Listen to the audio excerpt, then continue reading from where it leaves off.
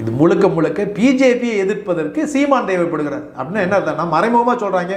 எப்பா பிஜேபி எதிர்க்கிறதுக்கு எங்கிட்ட தெம்பும் திராணியும் வக்கு இல்லை, அதனால சீமான் என்கிற இந்த தாவீது தான் இந்த கோலியாத்துகளை எதிர்ப்பதற்கு பொருத்தமான ஆளுன்றத திமுக இப்போ உணர்ந்துருக்குது.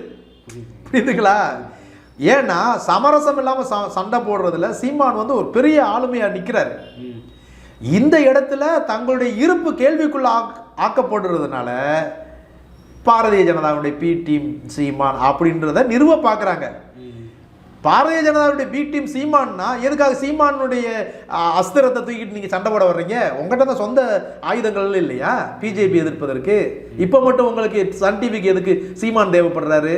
அப்படின்னா என்னன்னா, இந்த திராவிட சார்புடைய ஊடகங்களுக்கு சொந்தமாக அஸ்திரங்களோ அவங்கள்ட்ட எந்த ஆயுதங்களோ பிஜேபி எதிர்ப்பதற்கு ஒன்றும் இல்லை.